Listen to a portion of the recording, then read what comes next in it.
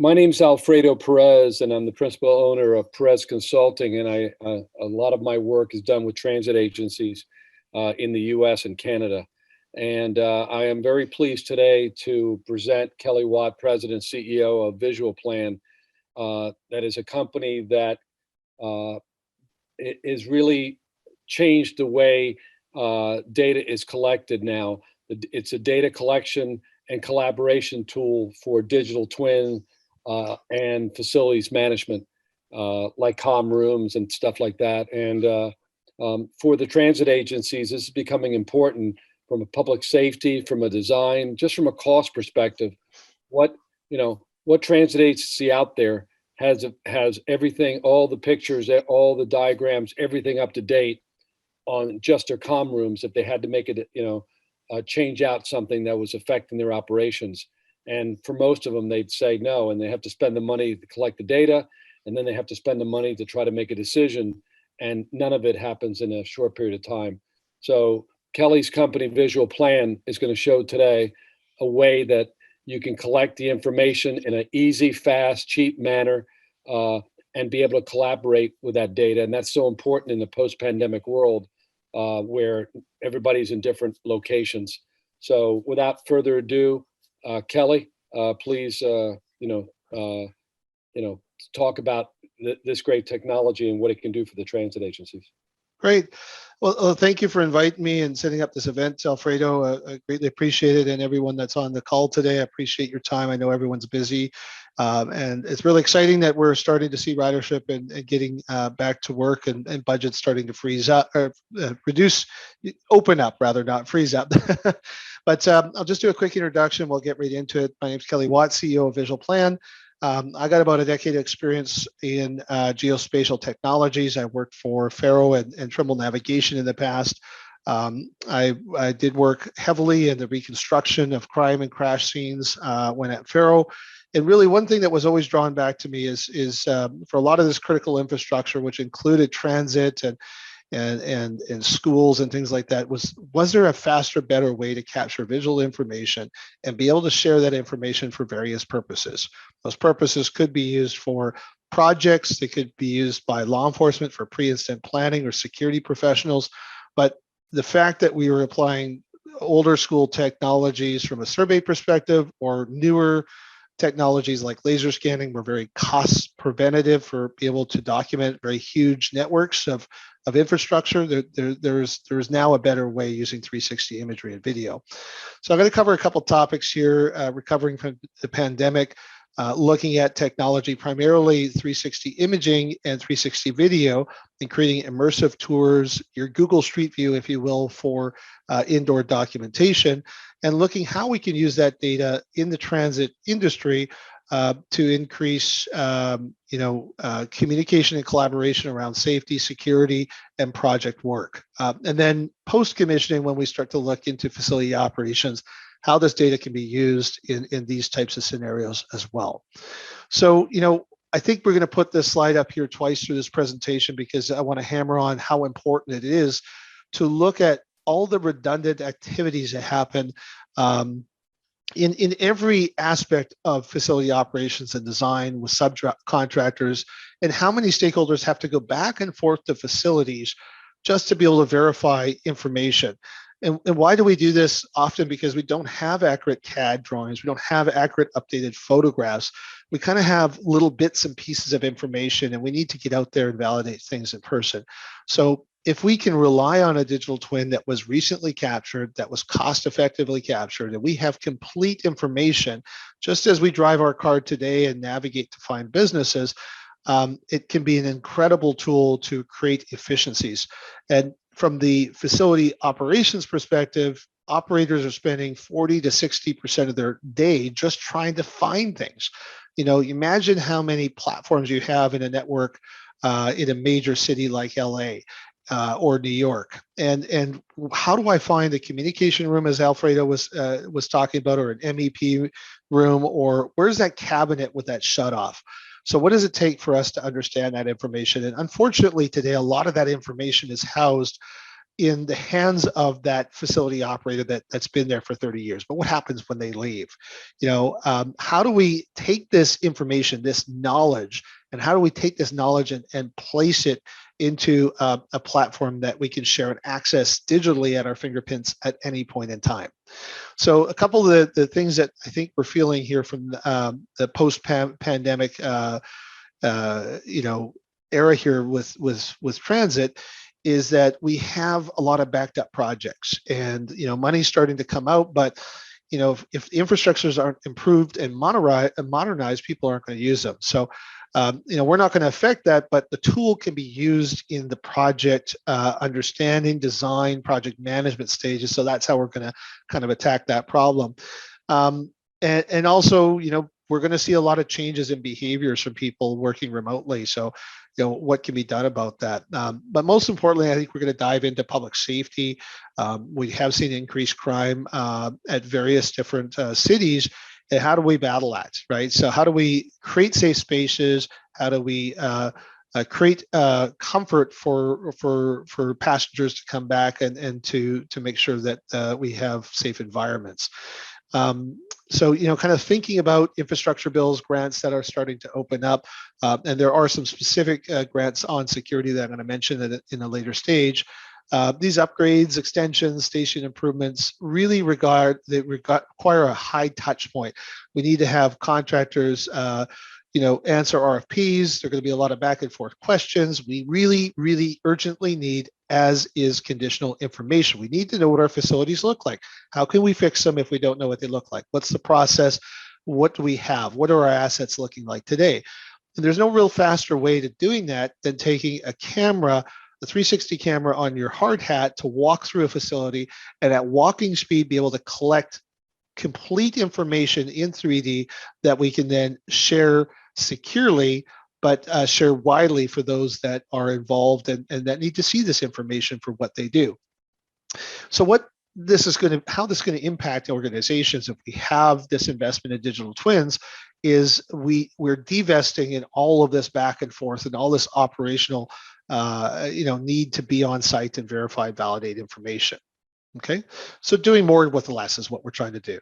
So when we look at remote inspections and we look at subject matter expertise, having digital information where they don't need to be on site, they don't have to fly in.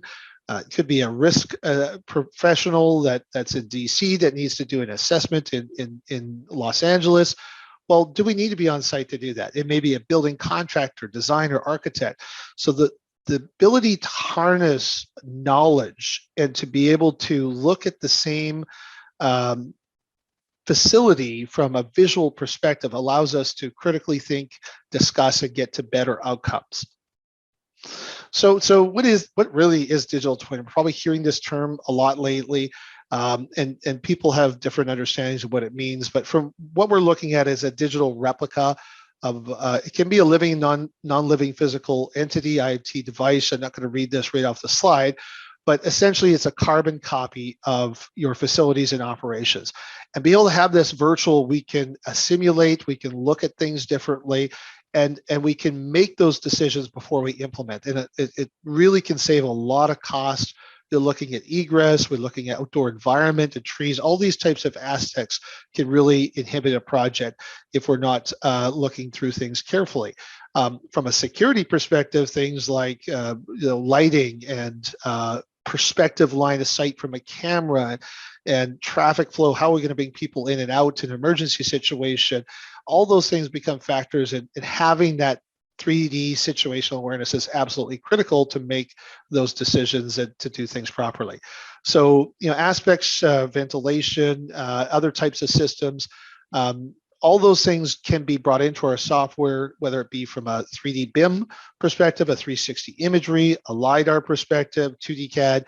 We're kind of a data hub that brings things all visual into a single ecosystem and then allows us to drop pin drops and be able to annotate or answer an issue or a request for information or getting into tagging assets post-commissioning so we can actually find and search things in an underground room, at one of these stations, like what's behind the cabinet, what's behind the door. So kind of what does a digital twin kind of look like if we're doing digital comparisons? Whether we have a BIM design file, we have the as-built imagery, which was captured from the 360 camera. We can compare these data sets and use them for various purposes. And to, again, get on a meeting, something like this, and discuss and feel like we're almost on site. So what are the benefits here? Reducing site visits, as we spoke about, increasing the collaboration and the comprehension and understanding of projects so that we can execute effectively. Project tracking and scheduling are also factors, and be able to have that instant validation that we know things to be true, because that photograph was taken at that point in time. If we can see it, we can believe it and we can validate it. So again, reducing these site visits is incredibly impactful if you start to add up all the time wasted, even from service providers that are needing to verify information, following a facility manager, getting a key, going to the station, going down, opening a room. Why? To look at an asset tag, to get serial numbers and manufacture and make so we can order a part. Well, really, did that have to happen? Did trucks need to roll to be able to make that happen? Or could we access digital information and make immediate decisions, come prepared with right belts and filters or whatever it may be to resolve that problem the first time and do it right without having to involve others and all this wasted back and forth. So what stages can we see savings? So in the project pre-planning stages, we can have a much better understanding of our situations, so we don't have clashes between teams that are going to be on site, which also leads into project scheduling, because we don't have a job that is partly done, another crew comes in and can't do their job. So that happens a lot in the construction process. Also, we're reducing data silos. So where we may have different kind of data that has been collected over time, why don't we have this in a centralized location where we can disperse it more widely for the people that need it? We always seem to be asking, can I get site photos? Can I get a diagram that's accurate? And it seems like this information is really held by a few or held by different divisions. Maybe there's some drone imagery. Well, that's a different person we need to talk to. So be able to centralize and reduce those data silos has tremendous impact on being able to use different visual information for doing your job. And really just the overall miscommunication and rework that results from not understanding things. As humans, we understand things so much more comprehensively when we see them. And when we can sit and look at something and that problem and discuss it by looking at it and discussing the issues, we're almost always going to come to better results. So we were doing a webinar a couple months ago with a large pharma company, and I was talking to Bhavesh Patel, their global security director, asked him what of his biggest challenges. And his biggest challenge that he felt was communicating, and the miscommunication, how we use different words to understand things, even in the English language, can result in things that are not done effectively. I don't know. I ask my kids all the time to do things. They don't seem to get it. So I think, the better we can point out and show what needs to be done, how it needs to be done, the better results that we'll be having. So we also are looking at a lot of grants coming out, and we need to entertain RFPs from various vendors, and they need a high level of information to get accurate quotes. The more they have to come on site, the more they have to resurvey, the more the cost is on the project, the more time it takes to actually turn things around, get them approved. So again, having digital information at the beginning of projects will have us get to a point where we're turning things around much more quickly. In the oil and gas industry, for tank integrity inspections, we've seen a 1 to 2 week decrease in turnover time on the oil tank, integrity inspection and clean out. That alone is looked at as a $37,000 a day savings. So we're looking anywhere from $300,000 to $700,000 savings on a project by implementing a 90-minute photo capture session and about an hour and a half to complete and share that project. So it's pretty amazing how 3 hours of input into collecting digital information and sharing it proper stakeholders who remotely can access and do quick decision making and get projects done faster and more cost effectively. And when we look at digital information, this information is available 24 hours a day. We look at transit organizations, we have to keep service running. And that does inhibit our ability to get access to different physical building information at certain times. So if we can simulate and understand, locate, and get information from the digital information, we don't necessarily have to be on site. We don't need to see service operation interrupted, and we can get things done right away. So kind of what does it look like when we're doing a capture? This isn't a transit location, but I think it's a good description. You can see the hard hat with the 360 camera over top, and really just pretty much anyone do-it-yourself can get trained and be able to walk through, capture this information. And what our software intelligently does is build a 3D Google Street View of your facility that is securely located and securely shared, where you can then start to annotate and mark up. So as you're walking through, pictures are taken and we create this kind of complete picture, and we're dealing with spherical images. You can look up, down, all around, and everything is documented. So, the human brain can only comprehend so much information, whereas we can collect all this information and different stakeholders can look at that information different ways and consume it different ways that they want. So what are we doing? We're taking complex infrastructure, remote locations spread across entire cities, and bringing this into a single window you can access from your desktop or mobile phone, and you can quickly and rapidly be able to navigate these huge areas to collect information, share information, and to be able to, again, make good decisions efficiently and to be able to get approvals and move forward with doing things effectively. So the platform was built for working with big data. So we are working with some pretty big transit agencies, looking at many different transit lines, hundreds of stations, and in those stations, hundreds, if not thousands, of actual rooms which contain information behind cabinets, electric cabinets that are locked, things like that, where all that information can be, again, digitally preserved. It's kind of a knowledge tool that can be shared so that you don't have to rely on those few facility operators that have all that information. So let's talk about digital twins from a security or homeland security perspective. Now, since 9/11, we're seeing increased attacks. Things happen; they are real. With a van or a knife, things can happen. So we need to look at mitigating risks through different ways, and to do so, we need a high level of visual information. We need to understand, things from a 3D perspective. A 2D plan is really just inadequate. Doing site walkthroughs of still pictures doesn't give you the orientation. And this is a process that usually involves a risk assessment and a lot of discussions organizationally on how we approach the problems and how we solve those problems. Engaging with subject matter experts to be able to give their advice remotely is incredibly valuable. The amount of information that can be consumed and shared within a 1 hour period of time, as opposed to flying out, staying in a hotel, doing a site walk, gathering field notes, and creating a report. It's just really, really amazing what can be done. So when we're looking at even natural disasters and prevention from disasters, be able to walk through and have emergency management teams be aware and familiar with those environments so they can respond effectively can be just absolutely critical if there is an incident, and how we respond to those incidents. A fire professional needs to know, is there a door on the other side of that room if I walk in, and before going into that. So be able to have digital twins for pre-incident planning and to be able to get a familiarity of those facilities before there is an incident is really important. I've done projects where I've not been on site. I processed data and I went to the location to present the data, and it was really peculiar for me. I would drive in site, and it was so weird. I would know where to park. I'd know where to walk. It's kind of like when you do this discovery, when you go to a hotel resort, you've already kind of planned out where you're going to go, what you're going to see. When you get there, you walk in the door, you know where you're going. That familiarity is really impactful. So digital twins can really, really add value here.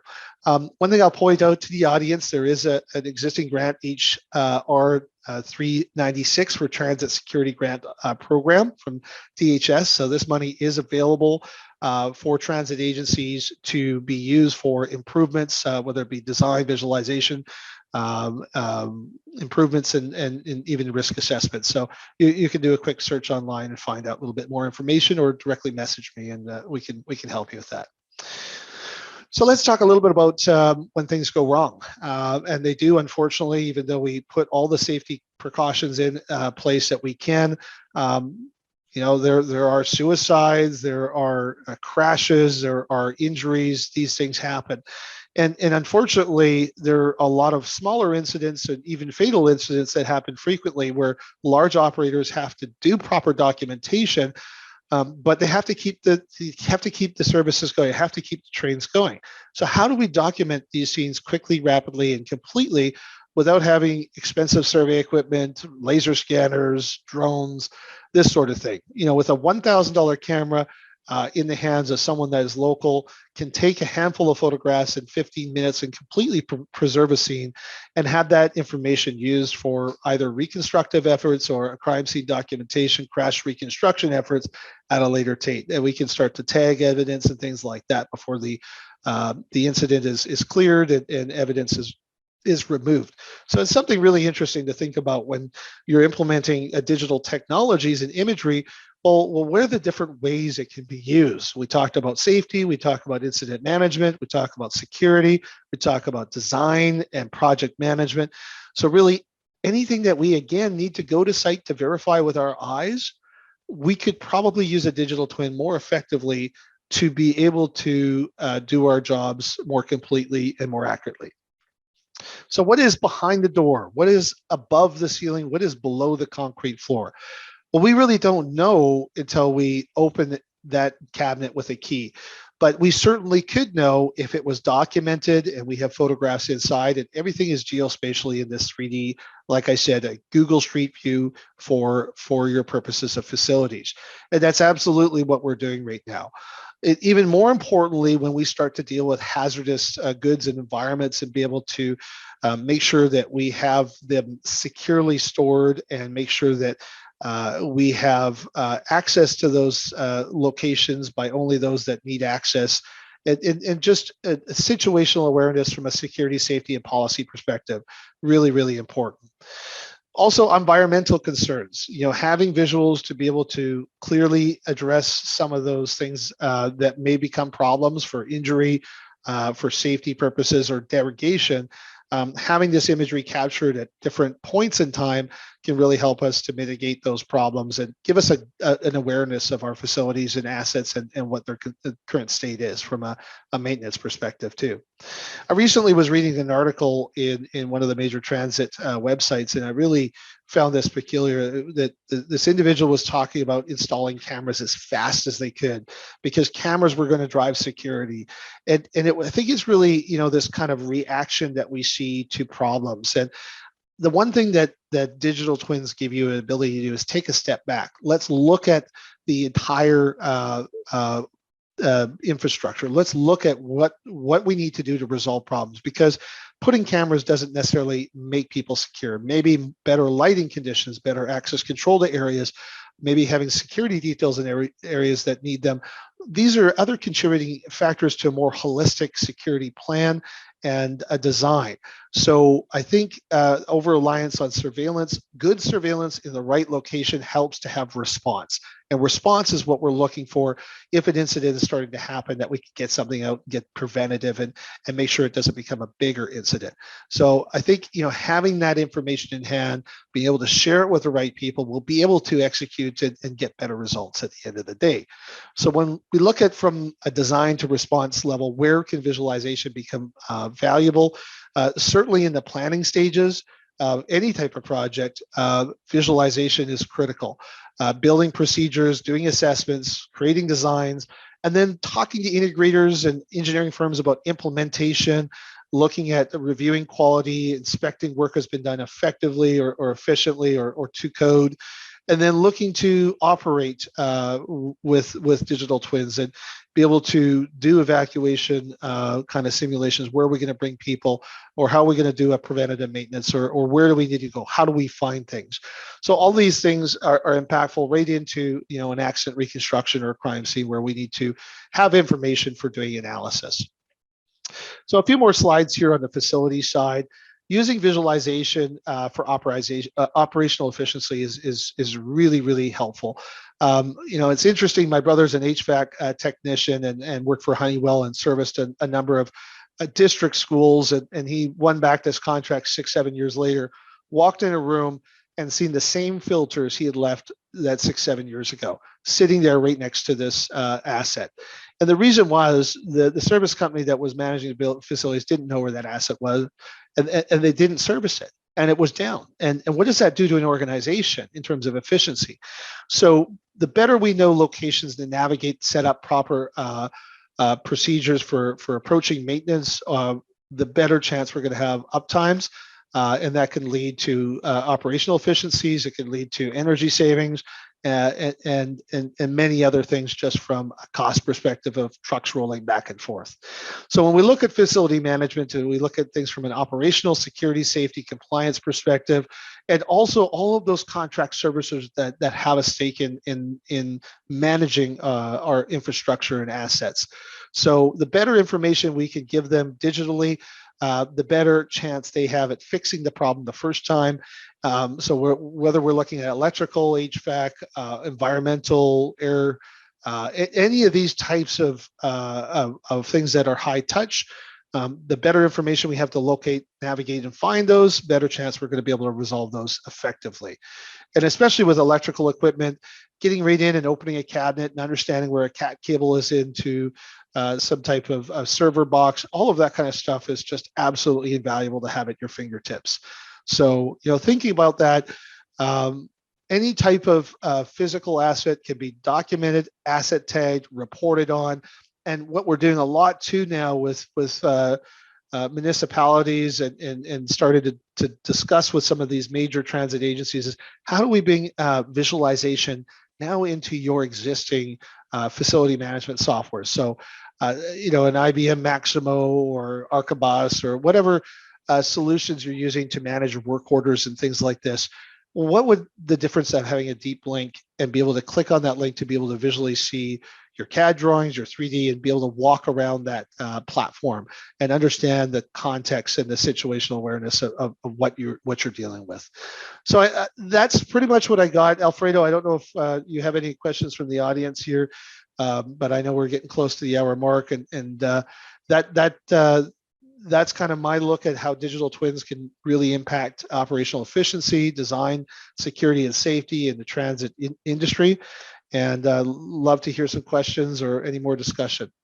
Are there any questions? You can either raise your hand or I think you'll be able to get on, but please let us know. Kelly, that was very good. Thank you. Waiting to see if there's any questions.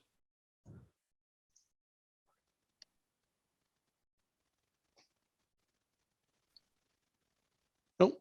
I think we're right at the hour mark. Kelly, one of the questions, Yep. one of the questions is, what's the cost? What's the overall cost? Yeah, good question. I think one of the key aspects of what we're doing here is the CapEx is almost zero. I mean, you're talking about $1,000 camera and a hard hat or a tripod. So from a hardware perspective, there's almost no cost, very limited or minimal cost. That also affects the ability to have multiple cameras in multiple locations. So again, less need to go back and forth and to have someone local to be able to handle something. From the software perspective, the way we manage the software licensing, it's an annual SaaS-based software license, and it's project-based, so we measure out on square foot. So it's very simple and transparent to be able to capture data, understand, know what the costs are going to be on a long-term basis, and to be able to scale up projects that way.